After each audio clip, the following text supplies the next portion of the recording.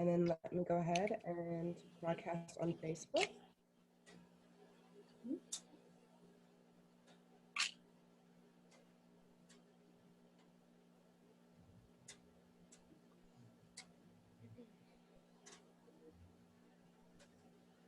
Excuse me if I start drinking from a mason jar. It's just water.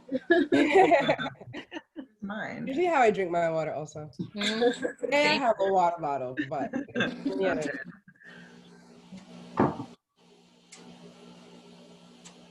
All right, and then Jared, I'm going to monitor both the questions on the Zoom as well as the Facebook. So I'll let you know.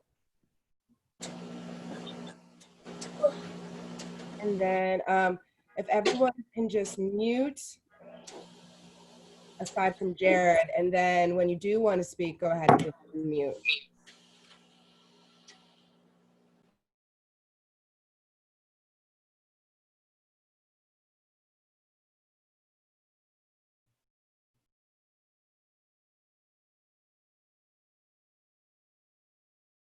Do we want to wait till 6:03:45? Yep, 6:05. So people are starting to come in. So okay, great. Hello, everyone. We're just waiting for everyone to kind of start coming into the Zoom and the Facebook Live. So we're going to start this panel at 6:05.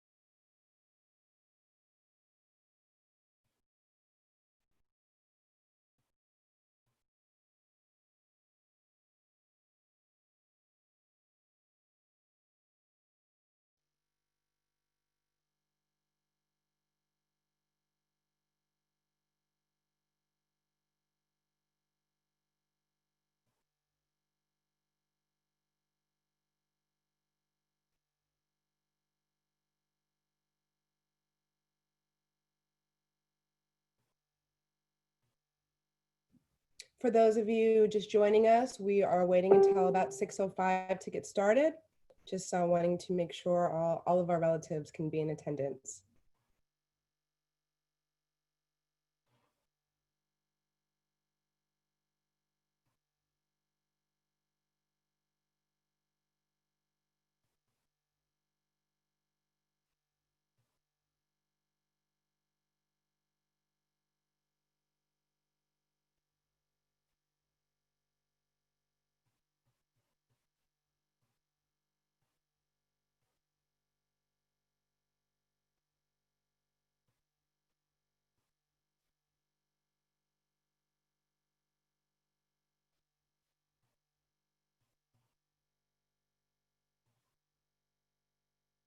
Okay, everybody, we're going to get started in a few minutes. Just wanted to say welcome to everybody as the people continue to trickle in. So we'll just give it a few more minutes here.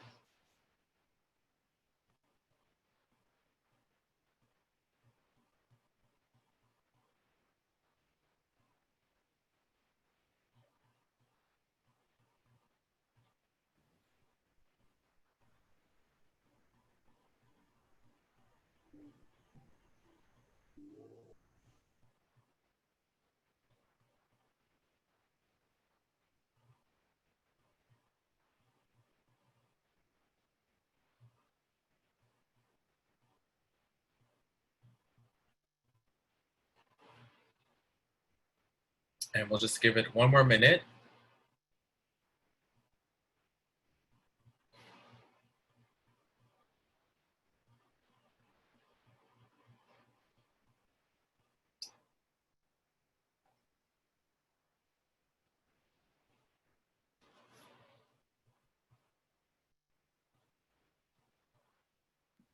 We are also live on Instagram, so that's awesome. Just wanted to put that out there. All right, it's 6:05. We'll go ahead and get started. Good evening, everybody. My name is Jared Packard, and I am Yankton and Oglala Sioux from South Dakota.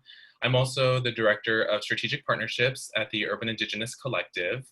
And I just wanted to welcome you this evening to our panel.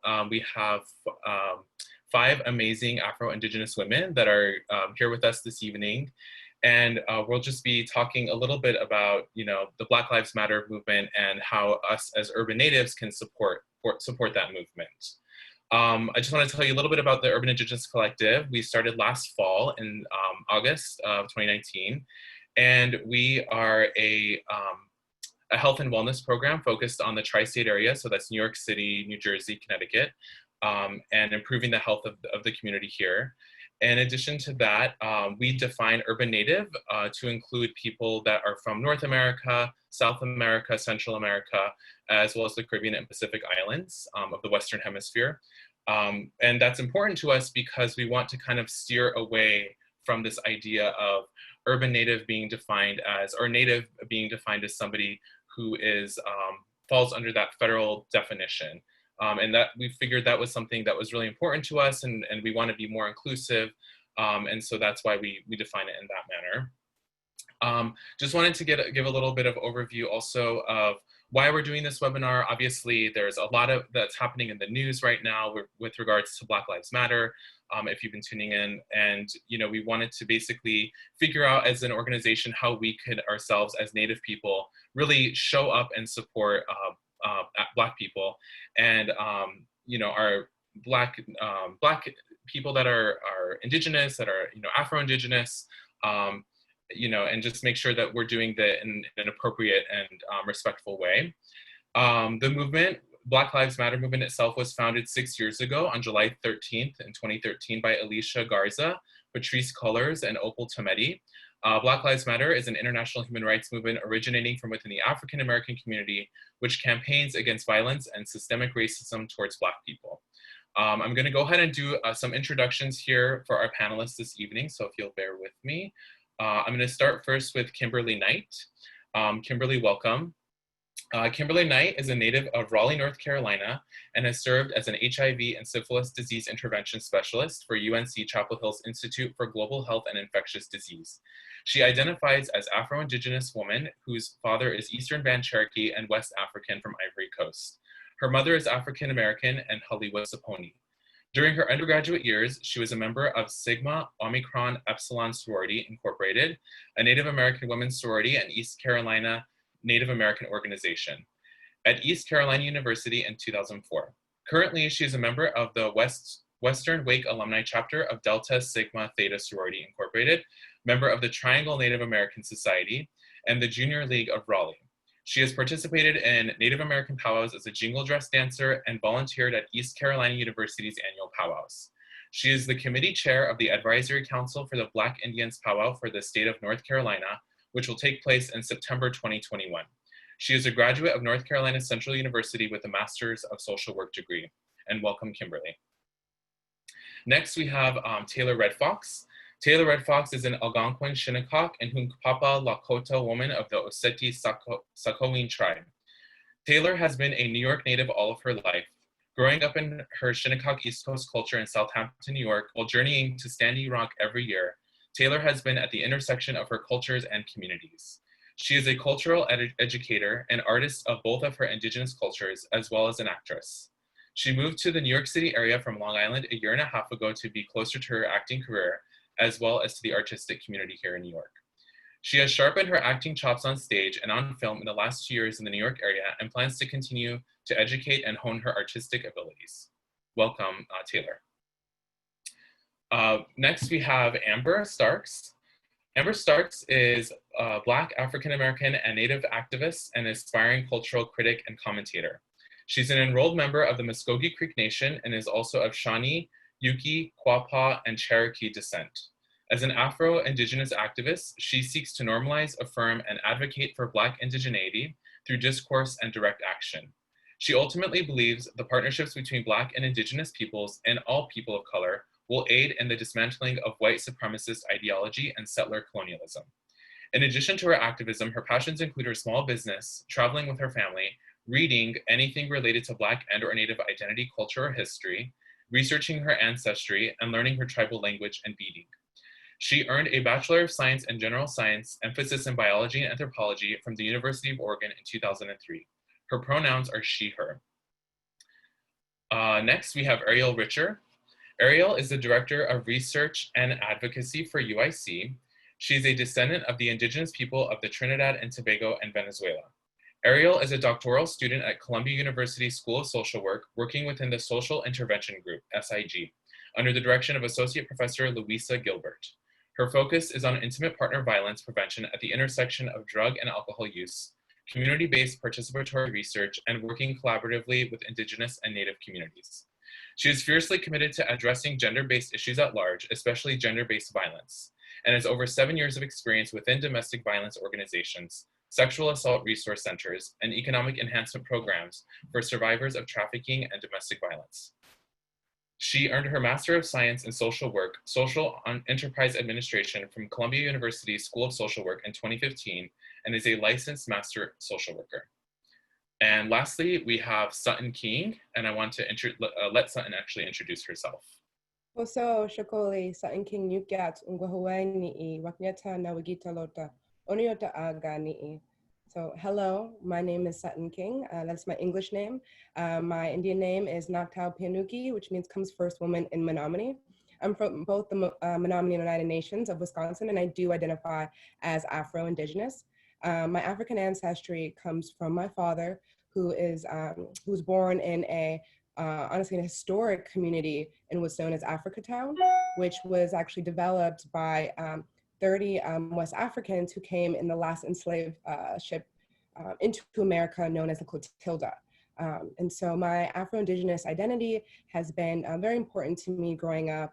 And I'm really excited to have you all here to speak about your experience and share with the others who've tuned in on this panel today. A little bit more about myself. I am a relative of MMIWG, Ingrid Washington, Flying Eagle woman, who was stolen from us in 1999. I'm a survivor of sexual and physical violence, and I serve on SBI, Sovereign Bodies Institute, a Survivor Leadership Council. I hold a bachelor's in psychology and a minor in sociology, and I also have a master's in public health with a concentration in global health from NYU School of Global Health. I'm a social entrepreneur, and my passion really is to develop innovative solutions to create social impact in our BIPOC communities, and one of the founding members of the Urban Indigenous Collective, and which Jared had shared, which was founded last fall, and really excited to just see the growth of our platform and welcome everybody in community. Also co-founder of Shock Talk, a telebehavioral app that we're working on that's in its startup phase. And so again, I'm just really excited to be a part of this panel and listen to everybody else's experiences. Welcome. Thank you, Sutton. Okay, so we'll go ahead and get started. Again, welcome everybody. We're very excited to have you here, as Sutton was saying. And I'll just go ahead and jump right in. So we have 5 questions, and answer however you see fit. Please jump in. This is meant to be really relatively informal. So if you have a response that you want to give, go ahead and raise your hand, and Sutton actually will unmute you. And Sutton, also for you, unmute yourself if you want to respond. So we'll go ahead and get started with the first question. So please tell us about yourself, to include your background, any work you do, and if you feel comfortable, any role or actions you have taken during the BLM movement, past or present.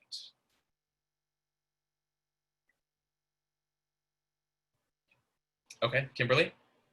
Hello, everyone. My name is Kimberly Knight, and I'm from North Carolina, originally from Eastern North Carolina, but I reside in Raleigh, North Carolina now.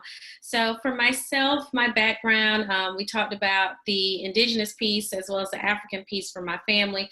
And my father's side, that's actually West African, we've always been very heavily celebrating African culture. So Juneteenth was always a large celebration in my family. Due to COVID-19, we can't do as much celebrating as we like usually, but it has always been a tradition. And when it comes to the Black Lives Matter movement, before it was kind of the movement that it is, we were always about social justice for people of color. It was just in general doing different things. Many of my family members were in marches that Dr. King did. Also just being active in whatever roles we take in the community of making sure that there are Black and brown faces present, bringing in more people into membership, into groups to give more identity. Personally for myself, the sorority that was mentioned earlier, I was the first Afro-Indigenous identifying woman that was president for that chapter. And being that that was the Alpha chapter for the sorority, it set a tone to open a door for many other women that were Afro-Indigenous to join that sorority now later on. So just doing things like that as things kind of past and present. And for today, what I've been doing lately with everything going on, my blog, we have been covering the protests live. We've been taking images. We're going to be putting out more blog posts this week, later in the weekend. And we've just really been supporting things from a financial standpoint, as well as getting active in the protesting. So yeah. Thank you, Kimberly. Yeah.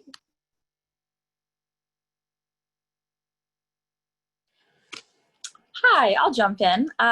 Just a reminder, my name is Ariel Richer. I think the introduction was just fine. I don't need to go over that again.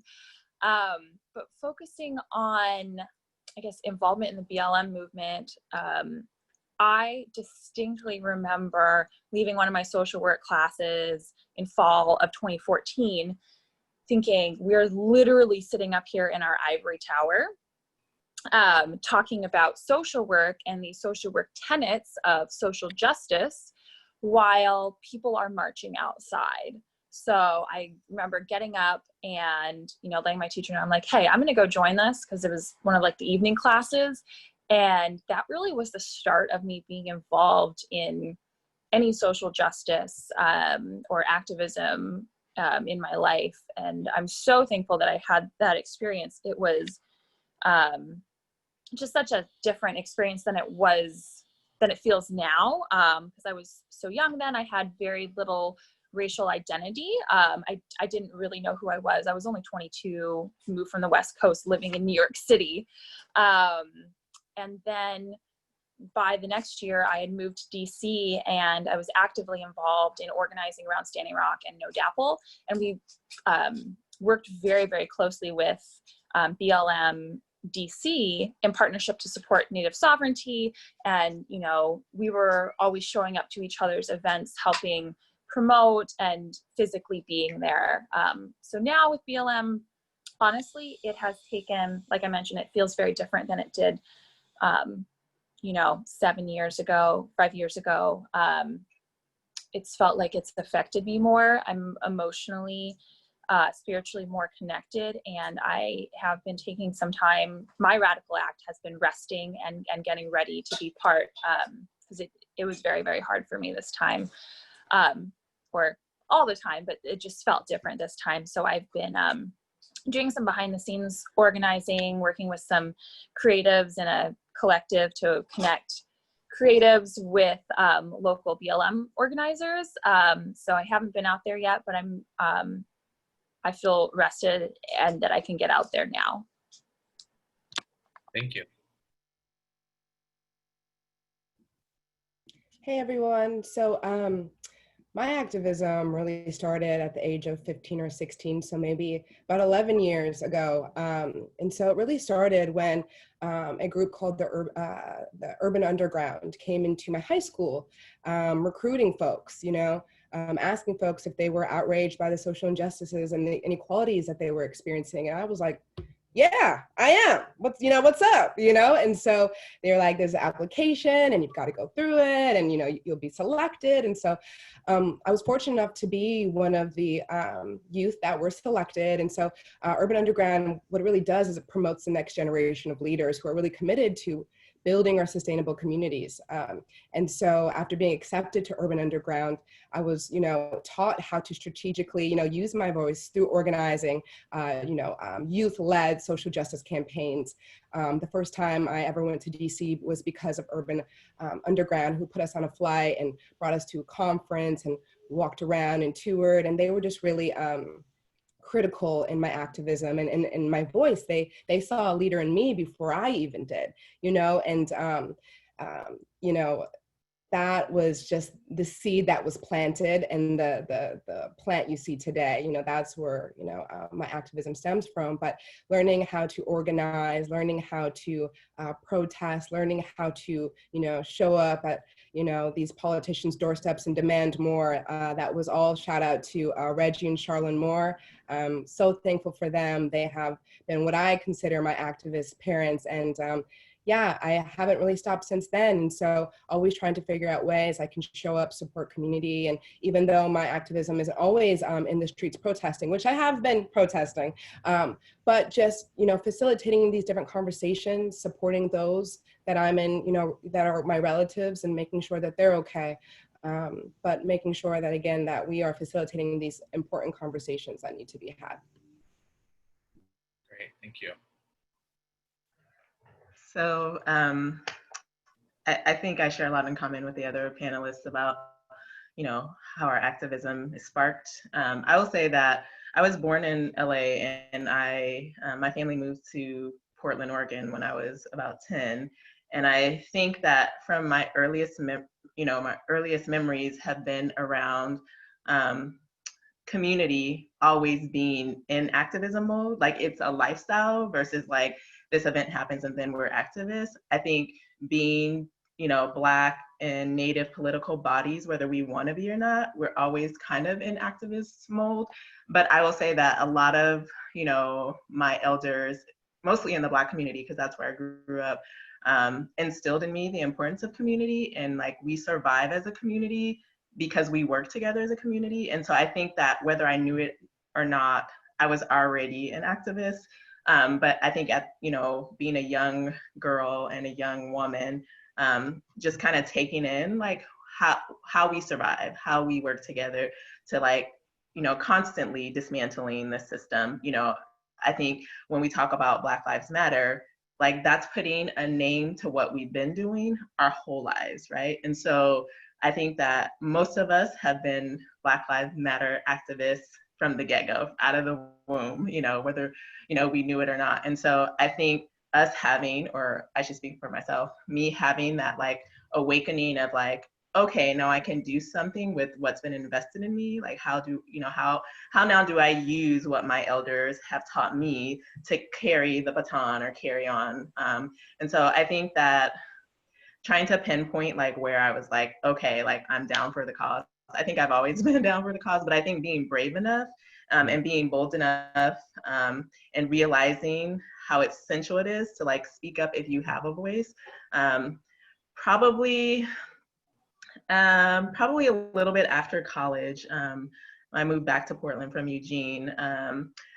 There were some things happening in my town, and I just felt like I needed to engage somehow. And what did I have to give to my community that would be something that I'm actually invested in, and not just kind of like brownie points or, you know, karma points? And, you know, I worked with my legislators to change a law that specifically had to do with like Black braiders and Black hair care specialists not having to go through a full cosmetology program that catered to, you know, whiteness and white styling, and did a lot of work around like allowing Black, you know, Black people who want to do traditional African and African American hairstyling, the ability to do it without having to go through a racist system that has, you know, disenfranchised us for so long. So I think that was kind of my moment of like, you know, I feel brave enough, and, you know, my experience as a Black person is valid enough to speak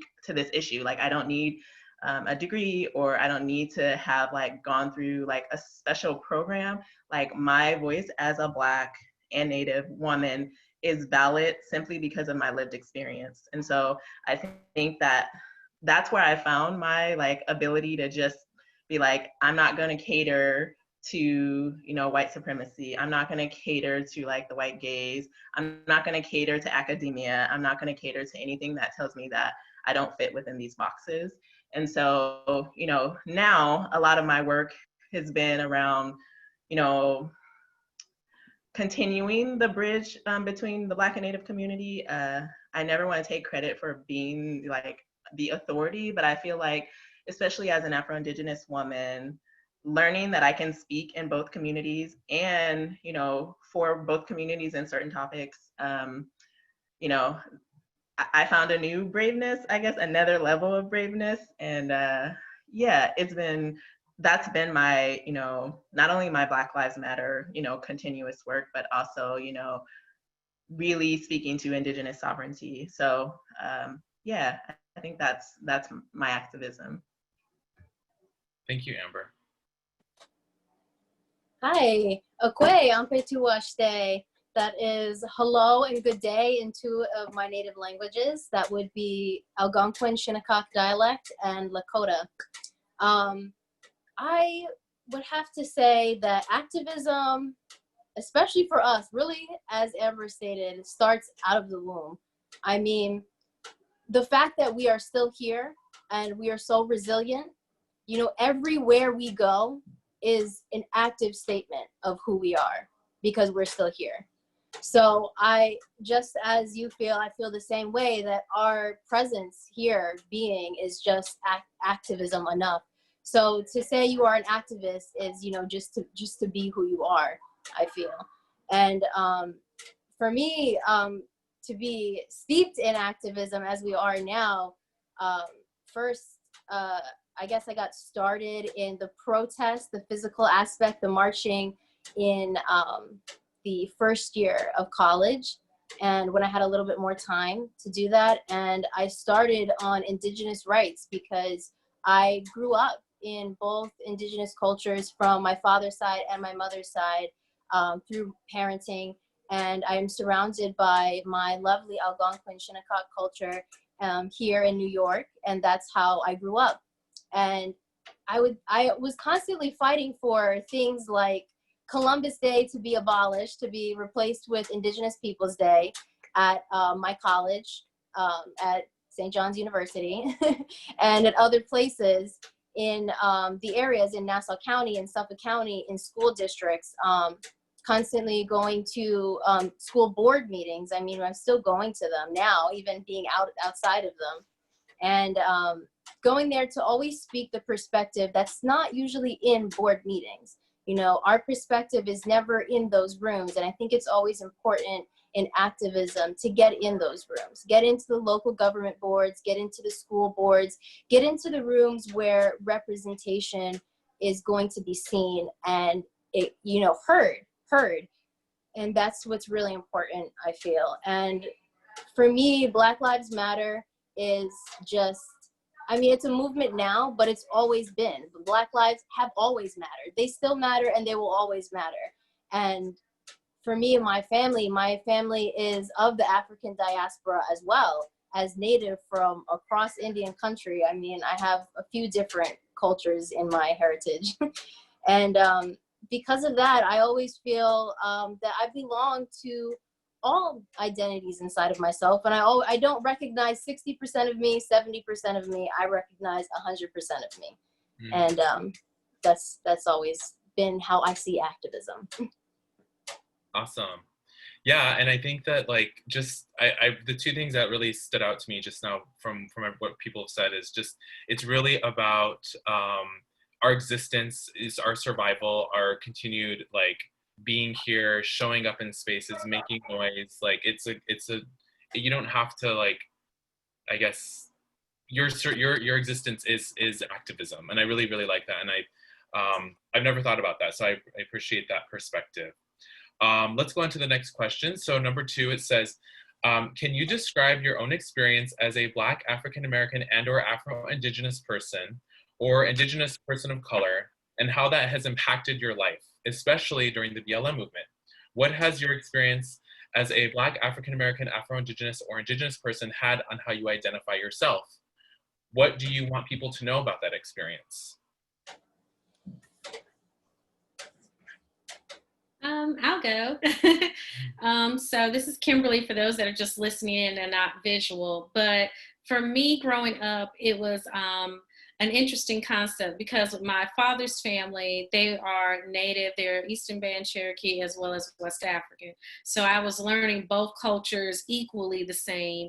I always joke about how my uncle would have me do book reports during the summer to read about both sides of both Indigenous and African figures that were out. So it was one of those things where I learned Cherokee language first, Kiwatha language first, and then I learned English when I was about 7 years old.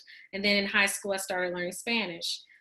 So for me, it was being integrated into both. We didn't celebrate Thanksgiving in a traditional sense. We always talked about smudge prayers, saging, sweat lodge. All those things were very familiar to me, and going to powwows. I'm 38 now. I've been going for about 35 years now. So being involved in the culture has always been a big part for me. And now when you look at the Black Lives Matter movement, it's also a stance of feeling sometimes double anguish, double anger, double feelings of uncertainty because it's affecting the things that are affecting Black lives are affecting so many other minority lives as well. And I think it's so important for us to, support in solidarity and be a part of this big movement that's going on. It's literally another civil rights movement. We were just talking about that.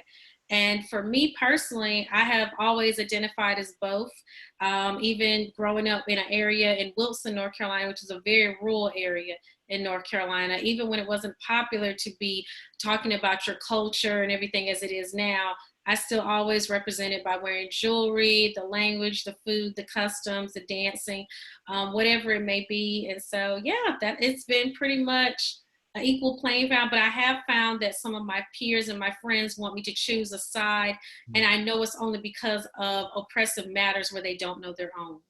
And so because of that, I have to make that as an opportunity, as an educational tool to talk to them about, encouraging them about learning about who their actual ancestors are and looking at how we can trace back.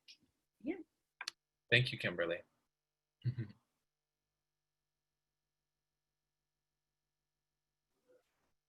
So I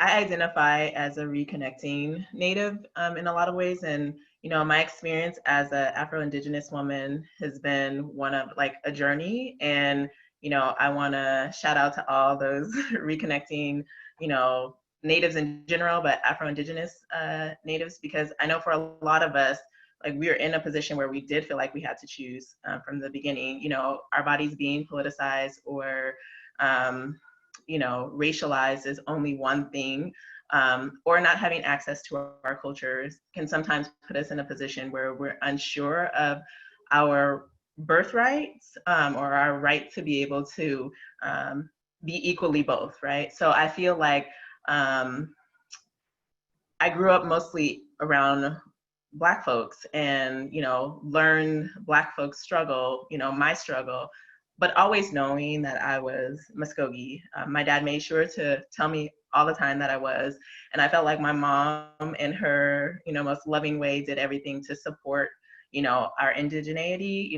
She would buy, ugly, paintings or, things that, weren't, painted by, Indigenous peoples, but it was her way of saying, I see you, right? And I acknowledge you. And she would celebrate, when we learn new information about our Indigenous culture, she would do everything she could to celebrate that and, remind us the people that we come from, even though she didn't know.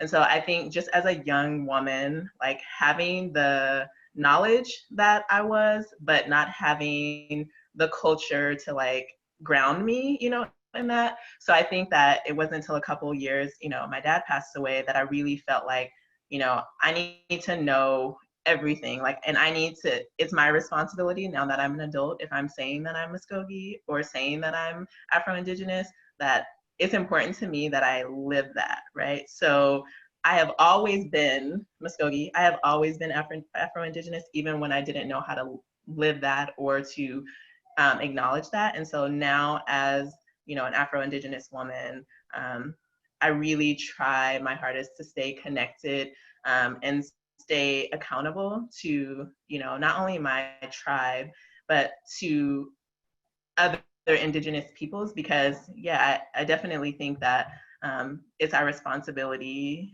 like we have a responsibility to one another if we are going to be a post-colonial world. Like we have this responsibility to be dismantling this stuff together. And, you know, each of us has our own way of doing that. And, but I think we all kind of have these roles that, you know, if we say that this is not the world we want to live in, that this world is not the default, then yeah, our activism, you know, we have to find our place in activism. So I think that now owning my Afro-Indigeneity informs me so much around not only just like Black Lives Matter, but oppression around the world. Like I'm thinking about indigeneity globally, like, you know, how are people in New Zealand, you know, and West Papua and, you know, Australia, like any of those places where Indigenous people are oppressed, because we know that white supremacy and settler colonialism are global disasters. And so I think that, you know, being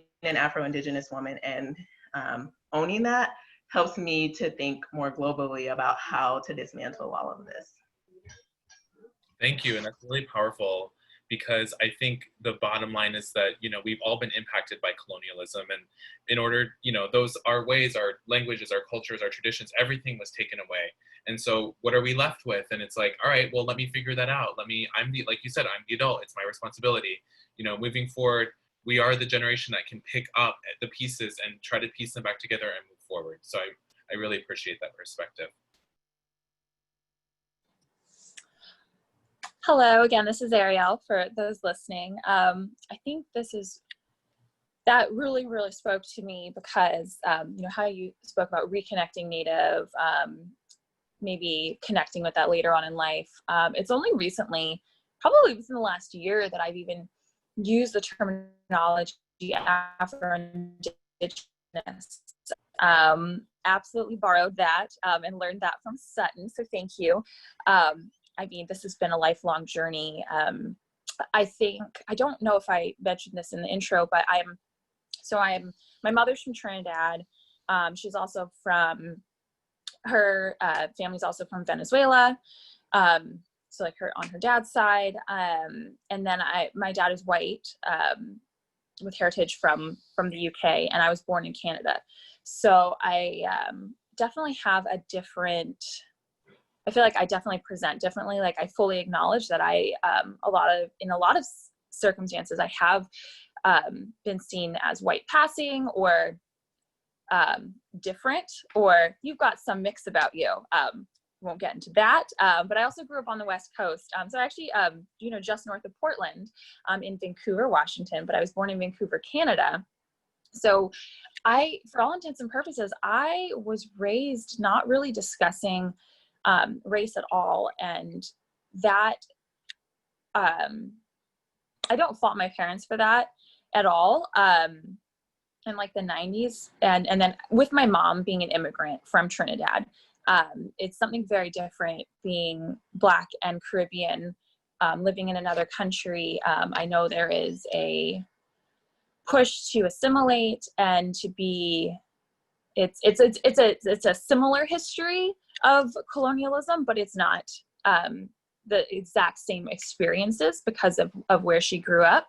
So I think I mentioned, you know, it really wasn't until I was 22 in social work school that I was like, oh my goodness, I have to start talking about race.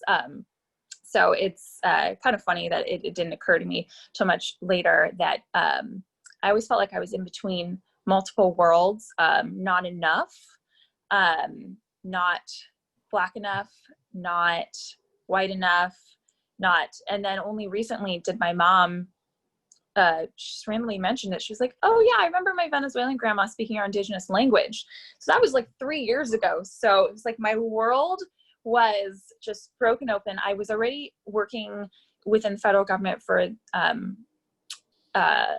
a granting agency that funded Native communities, and I was working on language revitalization. I've been doing this for a couple years, and 3 years into it, my mom drops that on me. So I'm thankful for my journey of learning these different parts of me. But like Amber said, like I've always been Indigenous, I've always been Black, I've always been white, and I refuse. This is something I feel very, very strongly about, that I actually that I feel very strongly about is like, I'm not going to portion out myself, that I'm not 10% this, I'm not 40%, I'm not 50%. I'm all of everything, and I'm made up of all of that. And there's not a lot of times that I get fiery, but that is one place that I will do it, because everybody likes to have their opinion about who you are and what you are. And yeah, that's kind of been my experience. And then also growing up on the West Coast, you know, Portland is 71% white. And every time after I moved to the East Coast and living in New York and DC, where it is so much more racially diverse, and then coming back every 6 months, it like that weight of that finally realizing to me, and then realizing that like not as many people as I thought actually saw me as white. I was just this kind of amorphous in between. So yeah, that's kind of been my journey. And I think the most of what I want people, you know, to understand about my experience is that, you know, if you're unsure of like what somebody is, which I'm not even going to get into how I find that question so bizarre. But for me, it's just like, I'm so open about who I am and my heritage. If you just like talk to me for a little bit, I'm going to be so open and be like, yeah, my mom's in Trinidad and we do this and we love roti and we love all these things. Like, I guess just not like, if you want to talk to somebody about what they are, be sure to sit there with them that when you ask that, that also opens up to all the traumas, the colonialism, like everything that comes with that. So asking somebody someone's race is not just this, oh, I just want this little blurb about you. It's like, be prepared to sit and listen to what I have to say about who I am and where I come from, and sit with the weight and the uncomfortableness of that, because it's not just a little factoid for you. This is my life, and this is, you know, the traumas that come from it, but also the resilience that comes from it. But it's not about you, it's about me, because you asked me about me. And thank you, coming for my TED Talk. Thank you for that, Ariel. I think what stood out to me too is like your grandma spoke, your mom's grandma spoke the language and you didn't know until way later. And it just kind of speaks to, I think, the importance too of talking to our families, talking to our relatives, because they hold some of that knowledge and that wisdom of like where we come from. And, you know, my own family, like when I talk to my mom, she's not always like open and willing to share. And so it's like, if I talk to my other relatives, they know and they share with me. So, you know, kind of expanding those dialogues. I also noticed that there's a lot of questions, or not a lot, but there's some questions.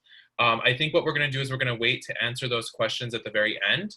So just go ahead and keep dropping your questions into the chat, and we'll get back to those. Why don't we go ahead and continue, Taylor and or Sutton. Hi. Yeah, so I wanted to add in off of what Ariel was talking about. So today, I feel that, you know, in this climate that we're in now, I have been revisiting what identity means. And that's because we live in a colonial world, but microcosmically, we live in a colonial country or nation, however they want to describe themselves, America. And we've been trying to marry this concept between colonialism and pre-colonial concepts. We're trying to marry this idea of culture and race together, right? But those are two very different things. And when somebody asks you how you identify, that can mean anything. That can mean absolutely anything. And it depends on where you're coming from when you ask that question. Are you coming from a colonial concept? Are you asking me what is my race? Or are you asking me how I culturally identify? Because, you know, that is a much different type of question. Because for me, I identify with my cultures, and that's how I grew up. I identify culturally, and race is not, honestly, race is something very made up in your DNA and certain alleles that pop out and everything like that. Like it's a whole concept that's kind of come about because people live in different areas, different climate zones. We're gonna end up looking different, but in reality, when you go to a different country, what do you practice? Their cultural protocols. So you don't look at somebody and say, well, you're Black. How can you be Chinese? Because I was born in China. and my culture is Chinese. Like that's, so for me, how you identify really speaks to, you know, I guess what type of concept you're in or whatever, or vice versa, whatever concept you're in will speak to your identity. And like people, I would call it like a mini identity crisis, but maybe other sociologists and psychologists will have a better language about it and might say you're revisiting your identity, right? So I feel like for a lot of us, especially who meet that intersectionality, we're revisiting our identity and what that means, you know, and that's always important. You're always allowed to, you know, always allowed to not just reinvent yourself, but to check in with yourself. We're humans, we're constantly growing and learning new information, and we should always be able to do that. So right now, I've been checking in with myself to see if I've been honestly recognizing 100% of myself and not just the 80 or 75%, you know? And I think that's really important to do that. And I think we should understand that, you know, labels are labels. How you choose to identify is through yourself. That's the self. You talk to self and say, hey, self, how are you? Who are you? And then you can say to the world, this is who I am. And it won't matter the question they ask you, because you can say, this is who I am.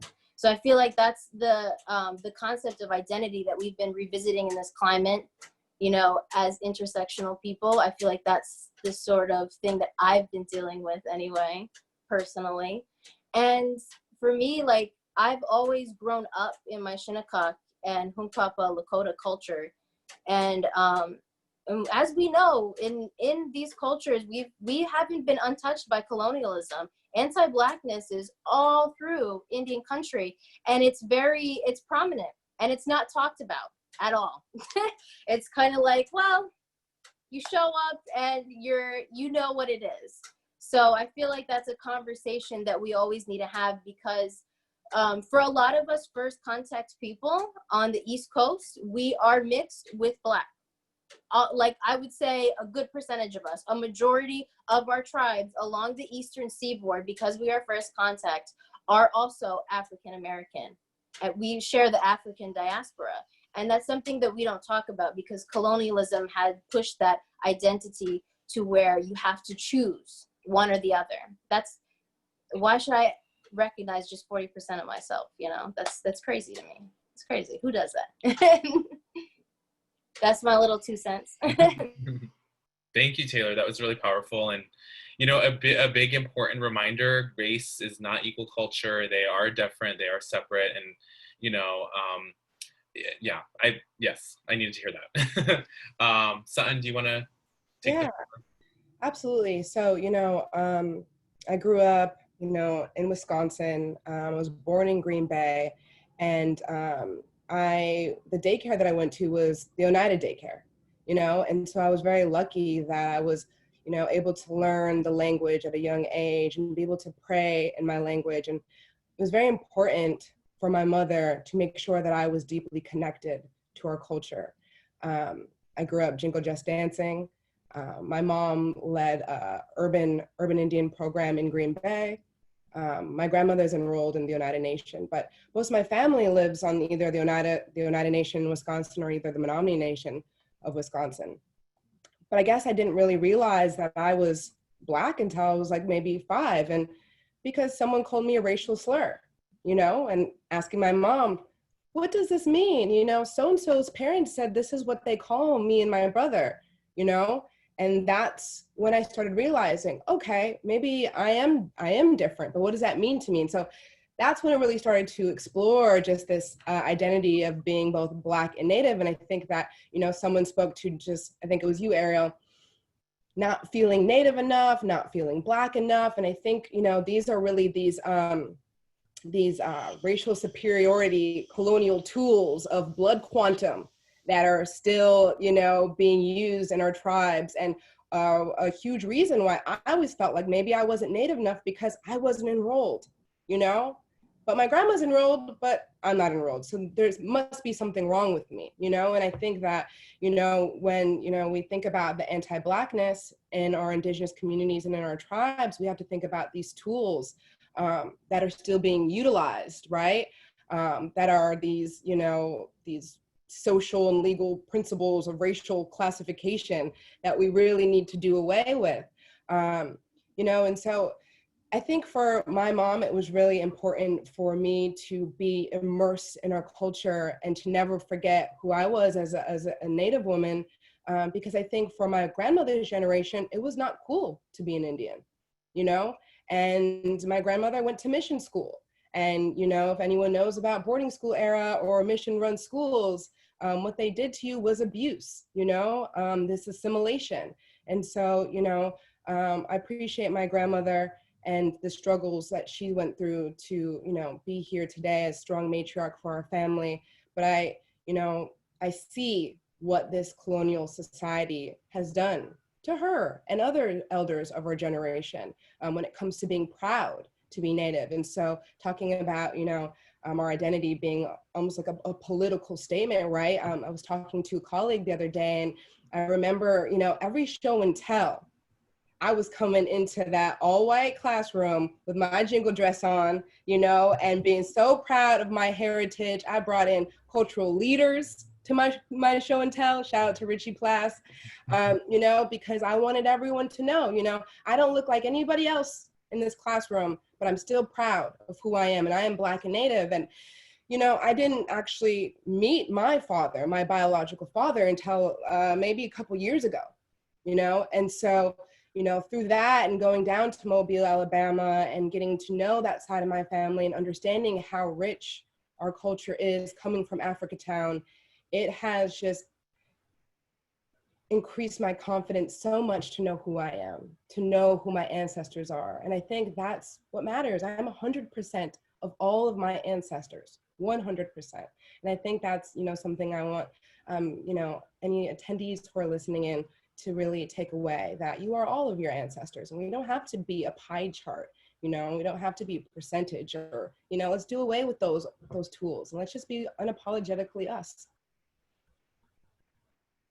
Thank you, Sutton. And I think that speaks to, like, with UIC specifically, that's one of the reasons I'm really happy to work here, is that, you know, we don't look at indigeneity as the federal definition. You don't have to have a blood quantum, you know, to come in and participate or work with us. And so I think that's something that we see as very valuable as a colonial tool that we no longer want to, like, be a part of. And you know, having that more open definition, I think in and of itself is important. So thank you for reminding us of that. I'm gonna move on to the next question. So it says, Friday, June 19th is Juneteenth, which is the oldest celebration of the true end of slavery, 2.5 years after the Emancipation Proclamation. It also is a day in 1921 when 300 members of the African American community in Tulsa, Oklahoma were massacred by a white mob. What parallels do you see with the indigenous communities? What does Juneteenth mean to you? Hi, it's me again, Kimberly. For me, Juneteenth has always been a celebration. I know I've been talking kind of mostly about my father's side. It's been because that's the really focused of African traditions on their side. So it's been really great to celebrate. It's always been a celebration and an acknowledgement of the ancestors, most of all, by keeping their memories alive through storytelling. And as for the piece of the parallels through looking at indigenous communities, I always think about here in North Carolina, we have the Lumbee tribe. And I think about their resilience with fighting the KKK, coming to their tribal area and trying to take over, and how they were able to defeat them and run them out of town.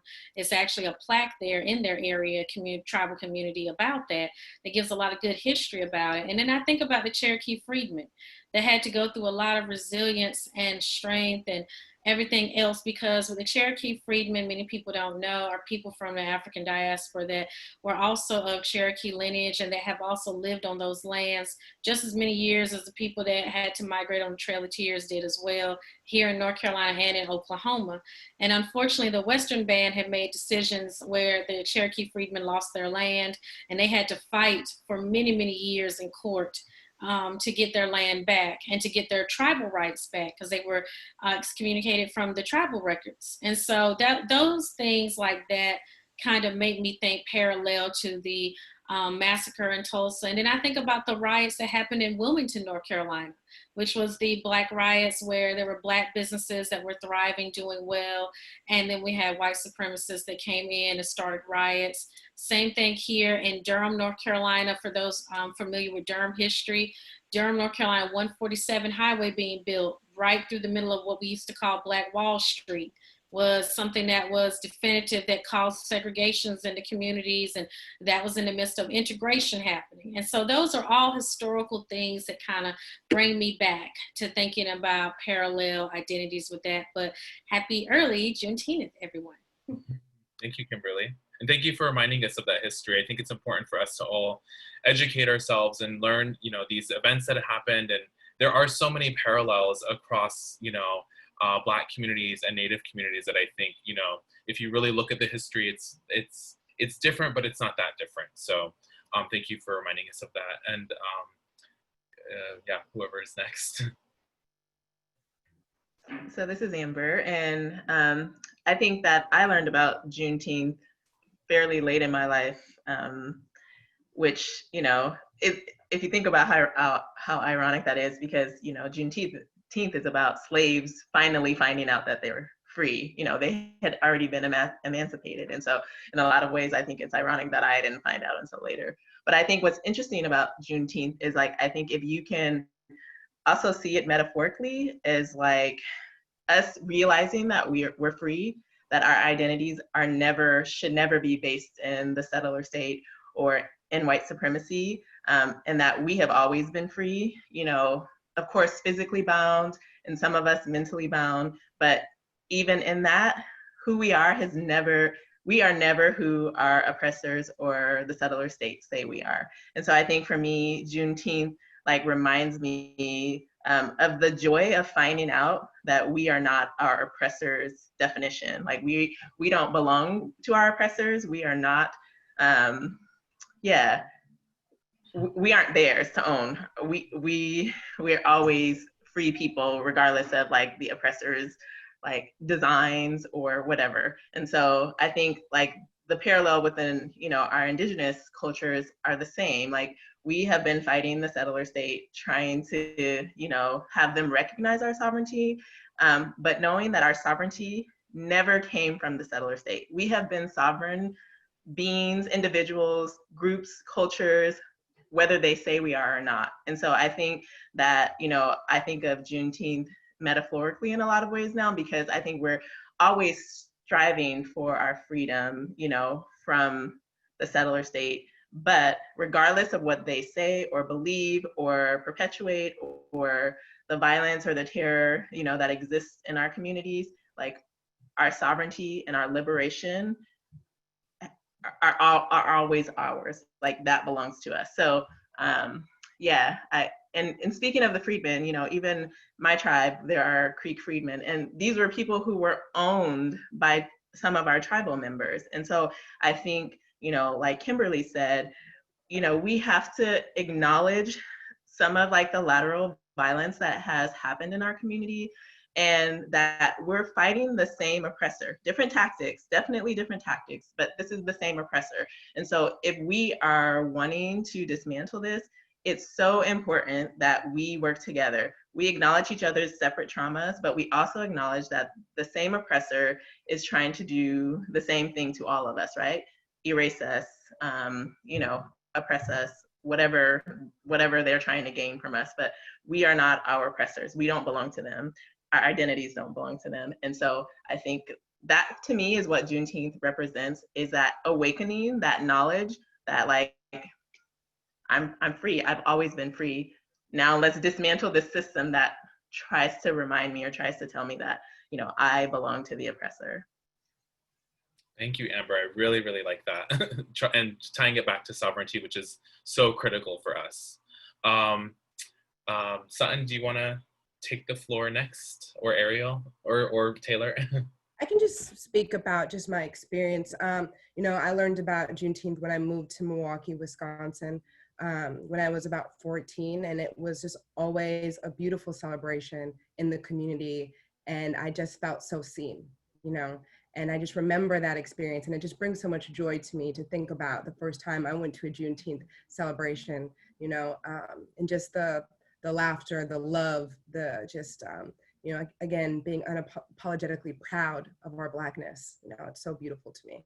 I remember the first time I learned about the Tulsa race riots. I was in Tulsa, Oklahoma, and I was there for Indian Health Service conference. And I had an auntie who was in town who wanted to meet downtown for dinner. And I was in the back of an Uber, and I was telling the Uber driver, you know, I love to let people know who I am, what I'm doing in this world, and why I'm here, you know. And so that's exactly what I was doing, just talking, gabbing away. And he said, you know, that's when he told me, you know what happened here, right? You know what downtown is built on, unmarked grave sites. And I was sick to my stomach. I was in tears. I was so angry that nobody taught me this. Why didn't I know this? Why was this like a secret? You know, it was devastating. And I remember going to that dinner and telling my auntie, and she's like, yeah, I know about it. And I'm like, well, why didn't anyone tell me about this? You know, and so just being so angry at our educational system, you know, for not educating us on these things, and just understanding how, you know, Black businesses and our wealth have always been under attack, you know, and why it's so important to support Black businesses. I mean, now better than ever, but like, come on, we've got to support our communities, and we've got to support the wealth that has always been taken from us. So that's just kind of my experience on both, and just personal testimony that I wanted to share. Thank you, Sutton. Thank you. Thank you, Sutton. I also, actually, I feel more seen that there are multiple of us who learned a little bit later in life. Amber, I'm feeling this connection to you, even though I've followed you on Instagram for a while and fangirled, but haven't actually met you till now. Anyway, but I didn't actually learn about Juneteenth till about like 5 years ago. Ironically, watching the show Blackish, which I really enjoyed. But learning about that, so it's been this like history of learning. And I wonder, like Sutton says, you know, why didn't I learn about this? Because I did grow, even though I was born in Canada, I did a lot of my schooling here. So like that's something that I should have been taught here. I understand why I didn't learn it within my own family, because again, with my mom being Trini, from being Black Caribbean, it's, even though there are similar histories of, you know, being enslaved, you know, it's really a difference of just like where these ships stopped and our journey of how we ended up in the US. So it's, you know, it kind of subverted, didn't go through what is now known as the US, it went to the Caribbean. So I understand that. And I think that brings a little bit of a different understanding or like history of my Blackness and who I am. And then the question about parallels in Indigenous communities, you know, I think I see a lot of, you know, resilience, storytelling, tradition, and passing on of culture between Black communities and Indigenous communities and Afro-Indigenous communities. So, you know, you're having, you know, like Taylor was saying, like it's almost impossible to just, you know, have two separate categories. There's a lot of enmeshment. I also obviously recognize a similar and shared past and current experiences of colonization and erasure. And I'm still figuring out what Juneteenth means to me. You know, it spoke to me when Amber said, you know, ironically, that she learned about it later in life. I learned about it later in life. So this Friday, you know, in Manhattan and in Brooklyn, there are several vigils, marches, protests, some silent ones, recognizing, you know, bringing in this piece of police brutality, but then also a celebration of freedom. So I'm very excited to be involved in that with my mask and my hand sanitizer and being safe and as socially distanced as I can. But so this will honestly be my first actual celebration of Juneteenth. And what a time for it to start for me. Thank you, Ariel. And actually, if you could send me those events that you know of, that we can share those on our website. Thank you. Hi, Taylor speaking. So I wanted to say that I first heard about Juneteenth through the Black side of my family, which is my grandfather's side. And they're Southern Black from North Carolina. Yep. And they are from Seabreeze. And I get a lot of my Black culture from that side of the family. And I'm very appreciative that, even though my Black identity and heritage, as the colonial world will want to call it today, as race, is through both sides of my family. I've been able to be involved in Black culture through my grandfather. And he was and is now currently still a civil rights activist, because now we're going through our second wave of civil rights right now. And, he's a very inspirational person in my life. And today, especially, I'm finding inspiration from him. And through his side, I learned about Juneteenth. And I've never got a chance to celebrate it because I wasn't there in the summertime. I was always there in the wintertime during February, during Black History Month, and during other winter celebrations as well for Black culture. And but I never got to be there for Juneteenth. I've never gotten to celebrate it yet. I know about it, but I haven't gotten to celebrate it yet. And I hope I get to do that this weekend. That would be nice. And, intersectionally speaking, between Indigenous and Black culture, for me, people finding out later, celebrating, people finding out later, and finally the last people to find out get to finally be free inside of themselves. Whoever said they were free, they're all the way up north. I'm not free yet. You know what I mean? And that to me also speaks to the Indigenous side of me, where it's like where Amber has said, we have always been sovereign, but where all of your people can now celebrate in their sovereignty, being free. And that's what sovereignty is. Sovereignty is freedom. Black people have it. Native people have it. We all have sovereignty. Yes, snaps for that. Yes. And I love that. To me, is that intersectionality of that sovereignty. And Native people got to express that late too. We had the late train too.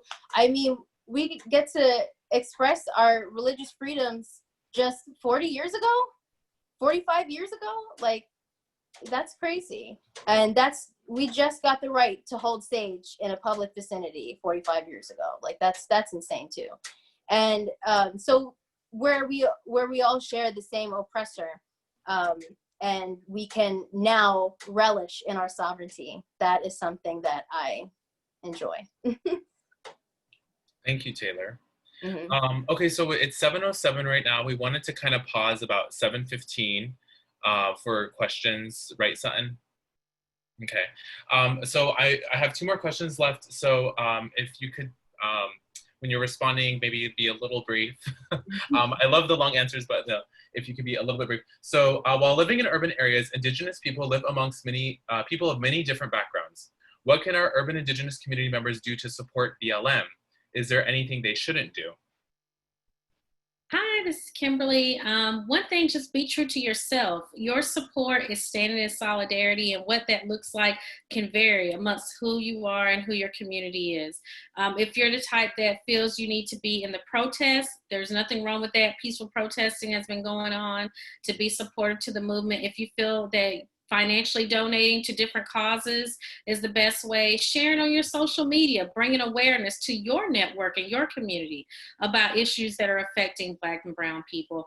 And also just if you have a position, especially a position where you're able to hire or have on your board or make ways for people of color to be in those spaces with you, utilize that skill set as much as you can.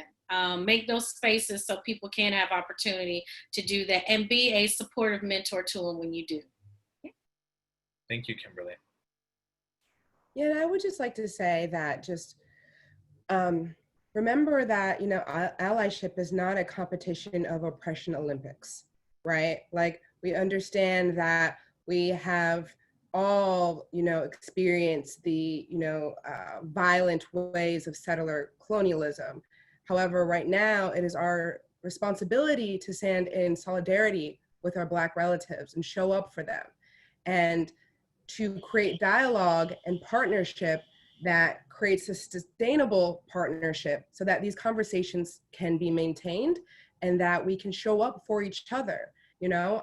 So I just really wanna remind those listening in that it's not a competition. This is not the oppression or trauma Olympics, and that we need to stand together right now. That is so important during this time, because I've seen a lot of, you know, community members in my tribe and my nation. Well, what about us? You know, it's happening to us too, you know? Yes, we understand, you know, right now it is our duty to stand in solidarity with our relatives and fight with them and create those relationships so that we can both be fighting for each other. And I think as activists, we know when those conversations are to be had and the appropriate time when to have them. And I think it doesn't hurt to reach out to those that are organizing and ask how I can support you during this time. And then when the time that we need support, asking them, can you support them, or hoping that they also show up for us during those times. But let's not make this a competition. Thank you, Sutton.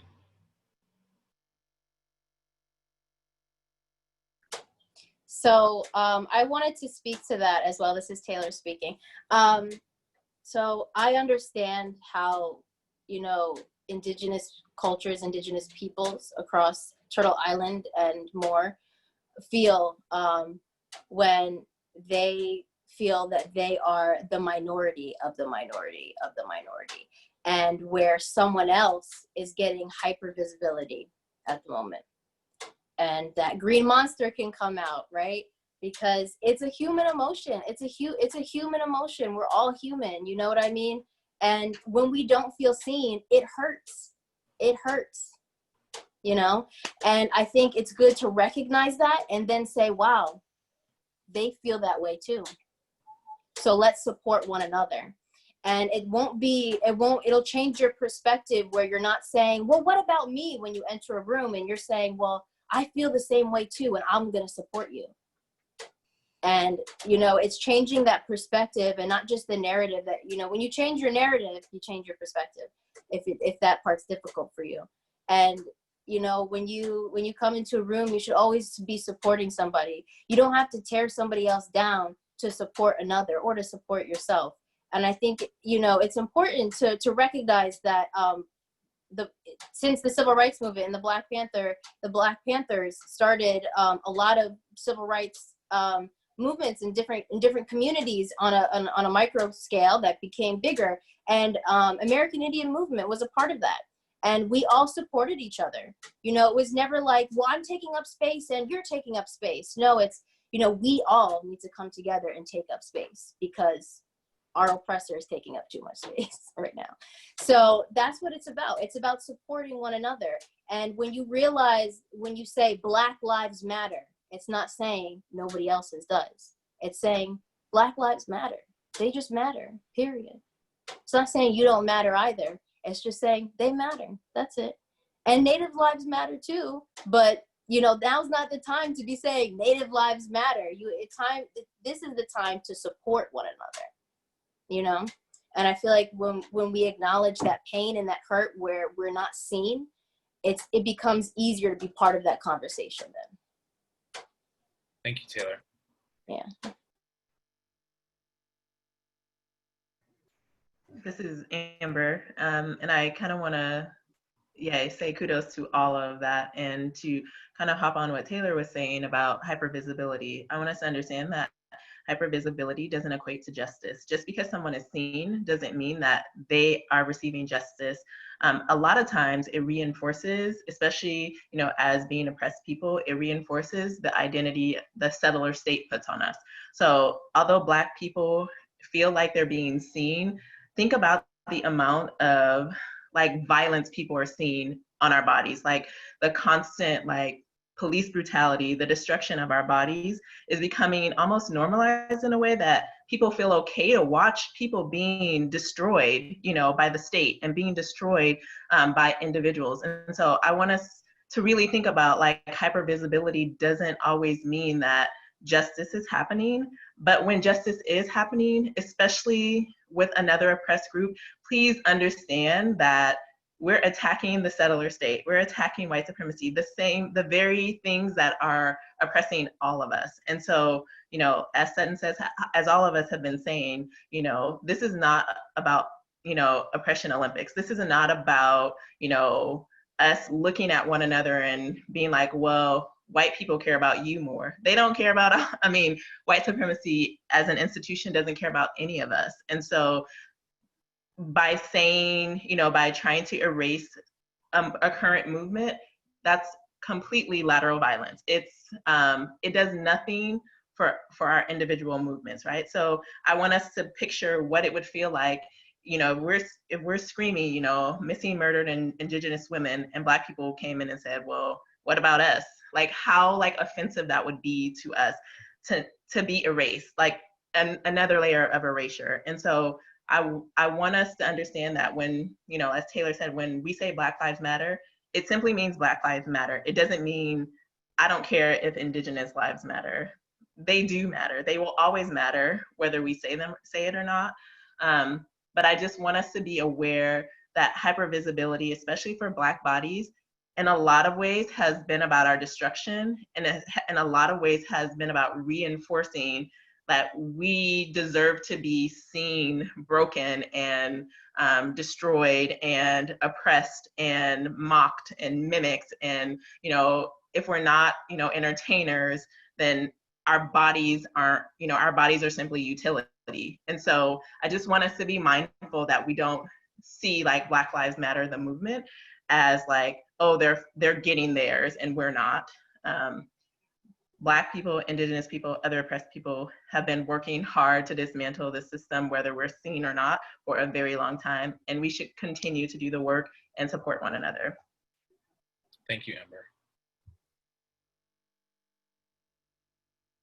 Ariel, do you want to chime in? Or no? Okay. All right, so we'll move on to the next and final question. Is there anything that you feel Native American or Alaska Native Indigenous folks do that isn't supportive of the African American community? What do you think we as a community need to do to change that?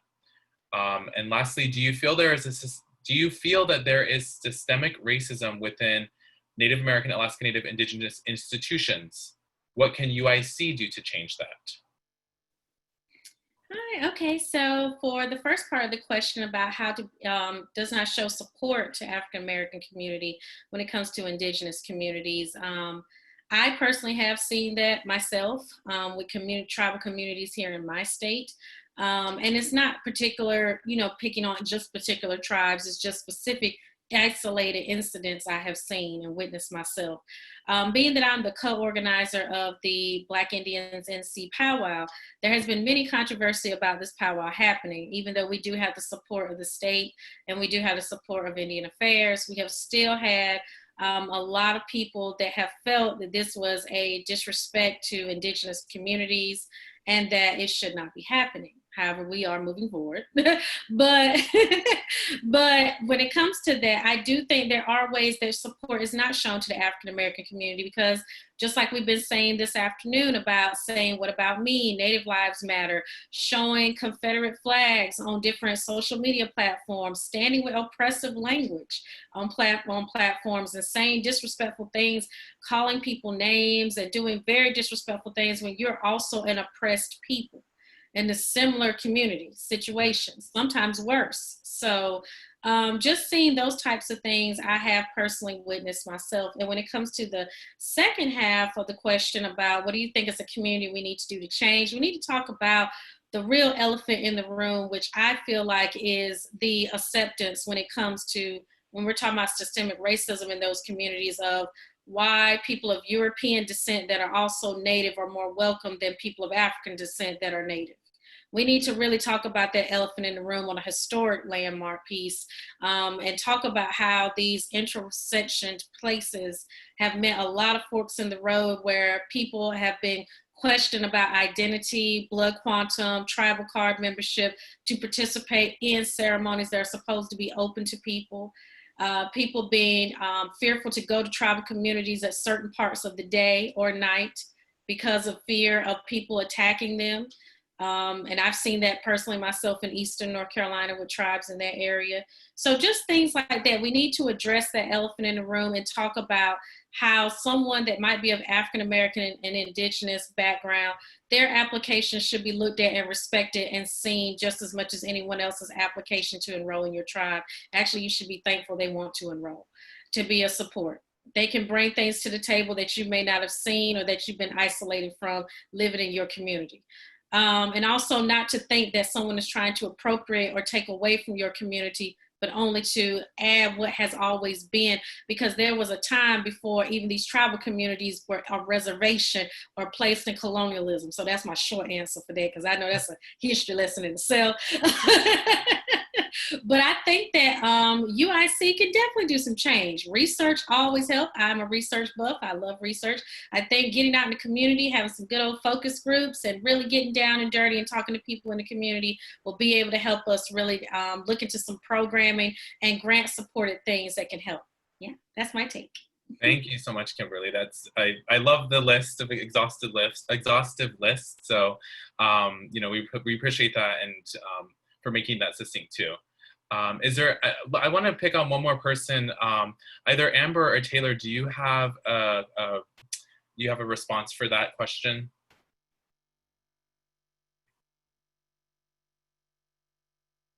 Okay, this is Amber. Man, so I think that we need to accept that anti-Blackness exists in our communities. We just have to say it. We have to talk about it. We can't be defensive about it. And we have to understand what it's rooted in. Like, why is Blackness seen as this thing to run from or that taints us? And when we understand that this is about, you know, goes back to the one drop rule and making Black bodies utility and not a part, like not meant to be a part of community, then we can understand how as Indigenous people, we're perpetuating the same thing that we're trying to run from ourselves. Like when we talk about like the one drop rule and blood quantum and how they are, you know, almost in conflict with one another. If we really sit back and think about that, then we can start to realize that rejecting our Afro-Indigenous relatives or Black people in general really is rooted in the settler state and white supremacy. And so, yeah, I think that we have to talk about it. We have to be uncomfortable with it until we get to the bottom of it. I think this is an example of what we can do, you know, what you as an organization can do. Have these kind of discussions where we're, you know, you're listening to Afro-Indigenous people, you know, women, trans women, like the spectrum of identities within the Afro-Indigenous community. Because I think that a lot of us, for the first time, are feeling comfortable, like saying, you're being anti-Black. Like, you're not accepting me because of my race. And I think that our boldness, like in this time, whether it's because of the Black Lives Matter movement or whatever, a lot of us, I think, have been doing the work, but feeling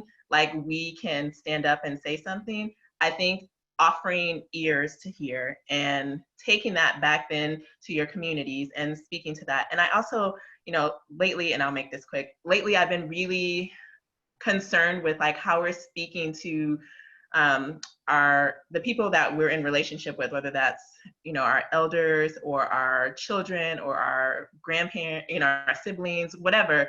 Like when someone says something anti-Black, you're in relationship with them to say something to them. And so I think that there needs to be some kind of, creating some kind of like language and dialogue that people can feel comfortable with those one-on-one relationships. Because like me as an Afro-Indigenous woman that doesn't have relation to another person in another tribe, me saying something might not be as effective as you saying something when you can actually speak the Indigenous language and say something to someone who uses like Afro-Indigenous or anti-Afro-Indigenous or anti-Black language. So I think that, like having these dialogues and making sure that we create language that people can start to dismantle within like personal relationships, I think will have a broader positive consequences to like how we talk about Afro-Indigenous peoples and also just Black people in general.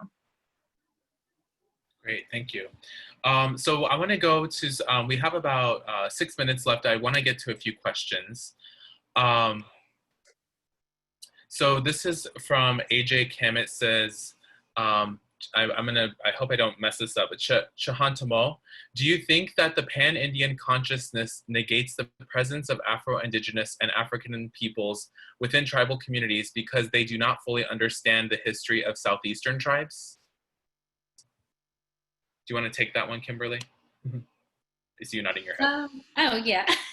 Yeah, because since I'm from the Southeast area here. But yeah, I definitely do think so. I think a lot of times it's miscommunication. And a lot of times people are not aware of how Indigenous migrations happened back then, or how it happened also for people that were enslaved.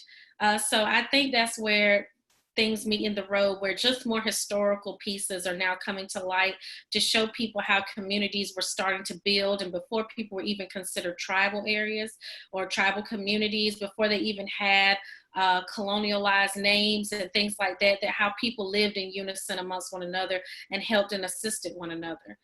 So there's definitely a flip side to both of the coin. Yes. Thank you. Anybody else want to respond to that? I guess I just want a clarification on the pan-indigeneity. Is that a global concept, or are they talking on Turtle Island and the Americas, Western Hemisphere? Well, it says, do you think that the Pan-Indian consciousness negates the presence of Afro-Indigenous African peoples within tribal communities? So I think they're talking about the United States specifically. Okay. But I mean, also, if you want to expand that to... Right. So there's the concept that I'm talking about, where we, when we say Indigenous, we also forget like everybody else can be Indigenous wherever they are in the whatever hemisphere, Northern, Southern, Eastern, and Western. Like, so I think like in most cases, yes. For a lot of people, yes, they do negate the Black experience in the Western Hemisphere. I mean, the other day I saw a post that said racism began in 1492 with like a picture of the Western Hemisphere. And then like a bunch of edits, like 3 times it says, oh, I'm just talking about the Western Hemisphere. I said, right, but in doing that, do you forget that Black people live in the Western Hemisphere now? And we have experience with racism. And by the way, so do other people before 1492. Outside of the Western Hemisphere. So I feel like in most cases where people use Indigenous identity in a pan sort of way, yes, a lot of the Black experience gets negated because we are not free from colonialism. Like we're not untouched by colonialism in the Western Hemisphere. Everything we think, we do, and we say is not untouched by that. We always have to check ourselves because it's generational. It's been hundreds of years that this has been ingrained into us. So we constantly have to unlearn those things, and even in the way we speak and think. So anti-Blackness is all through our language in Indigenous cultures, like now today, because of that. So I think we constantly have to check ourselves in those communities because of that, and remember to include Black people in that conversation. Thank you, Taylor. Somebody was asking for everybody's social media handles. So if you feel comfortable sharing your social media handles, please go ahead and drop that into the chat box right now. And then from the chat box, I have another question from Angela Lippard. And it says, how do we bring others to the table, not leave people behind? How do we include Black, Indigenous people with disabilities or that are LGBTQIA, etc.?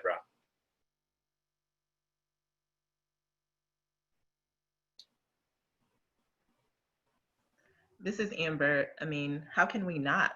I mean, I want to flip it because I think that being selective, you know, just saying I'm only going to hear from this kind of person or this, you know, this embodiment of like, you know, Indigenous or Afro-Indigenous people, I think there's like an intentionality behind it. So I think that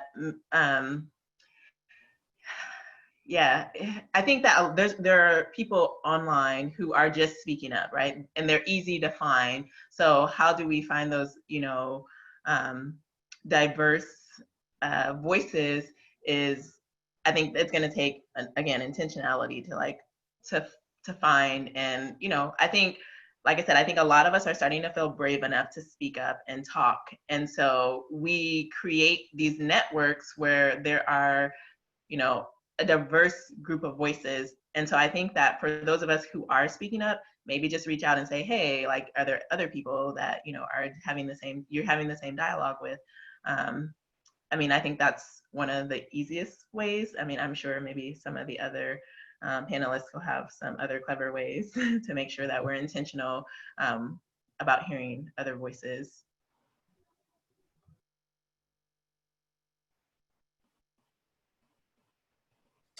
So I know I just spoke. It's Taylor again.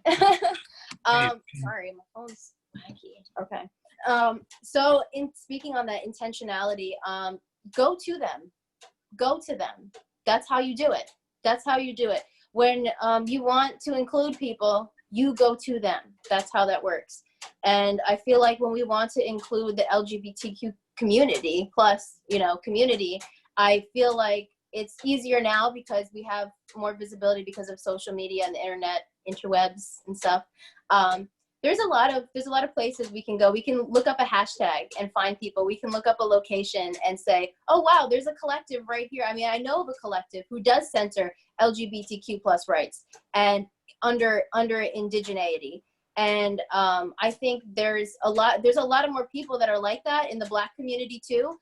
And we can always reach out to them. We have to utilize the tools that we have. And there's a lot of people in our community who already identify that way. So if you want to put out a PSA and say, hey, I am looking for input from my community. If you are somebody who identifies this way, I'd love to speak to you. You know, things like that. Simple, you know, sort of person to person.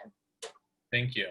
And I always say, you know, if you're not at the table, you know, then you're on the menu. And so, you know, thinking about our relatives, you know, let's make sure everyone's included. Oh, everyone is having a seat at this table, right? Let's make sure we're all sitting down together and having this meal.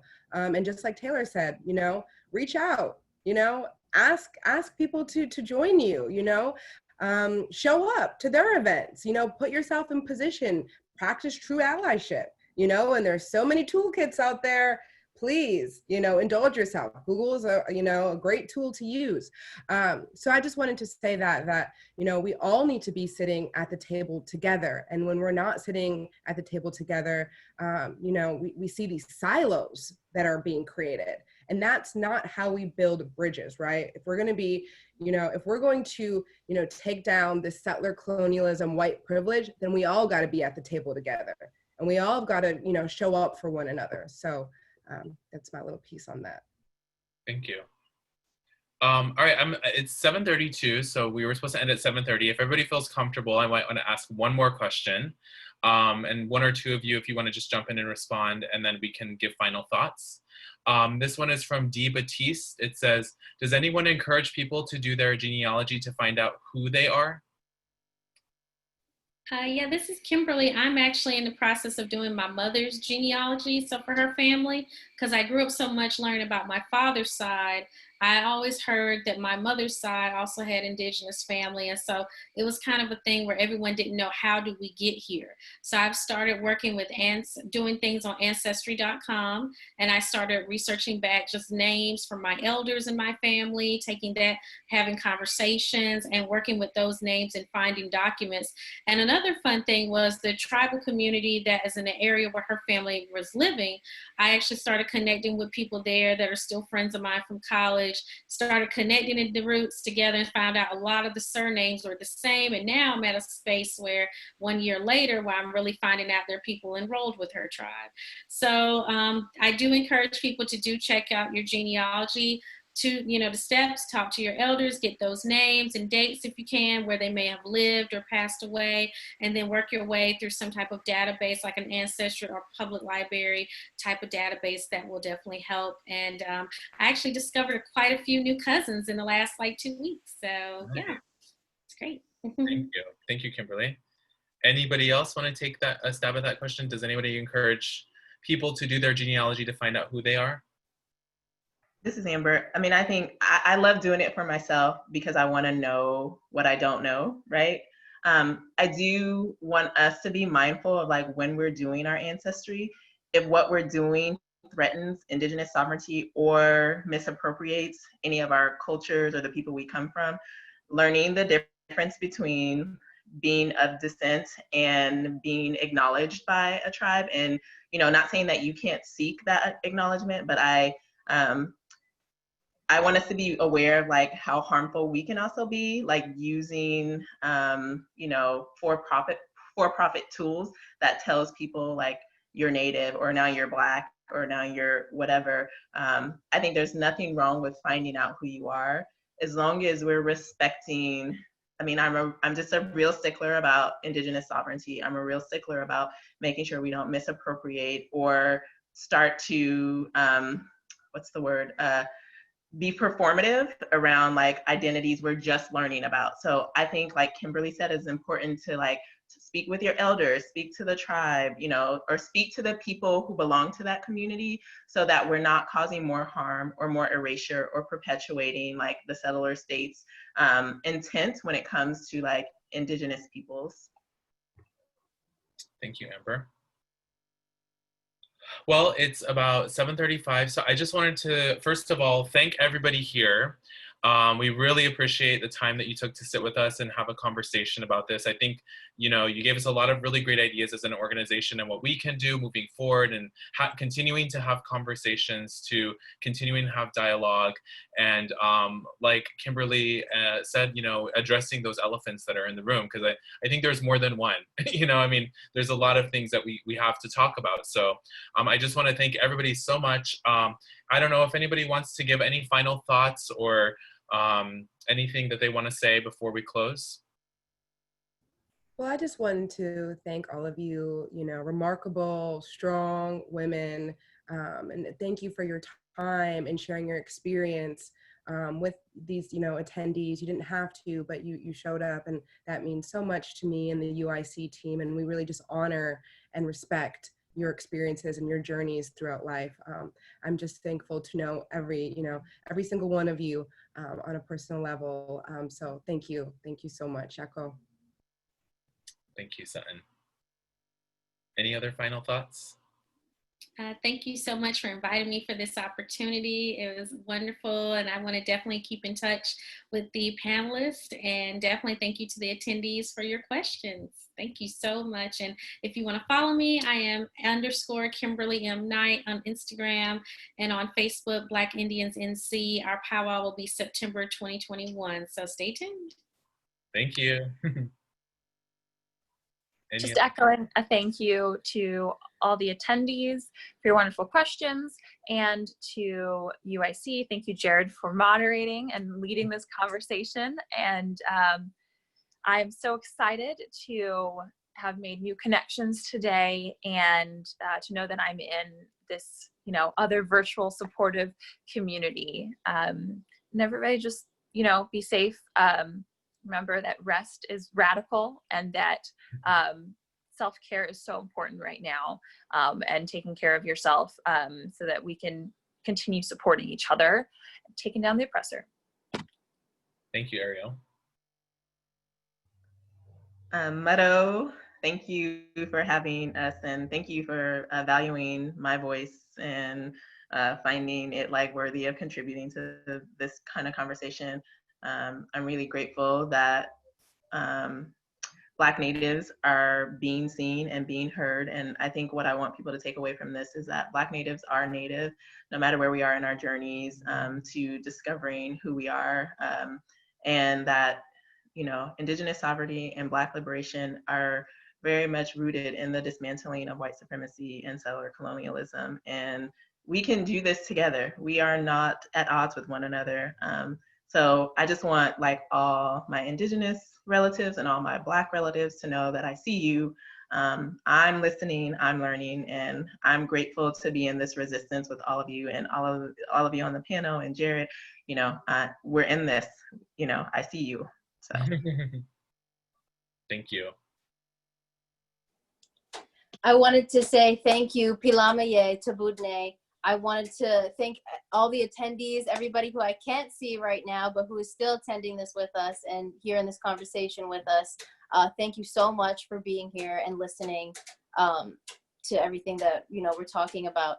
And I want to thank everybody here on the panel for attending. It was so good to meet all of you. Amber, you know, Ariel, I know, Kimberly, it was so good to meet you. And Sutton, Jared, yes, thank you guys. And thank you, Jared, for moderating this panel. It was wonderful. You did such a great job. And I want to say, I hope to have more conversations, and I hope to see more of all of you as well. And Yes. I hope these good conversations continue. And this is such a great catalyst for more progress and change. And I'm excited about that. And power to the people. Mitakwe, Yasin.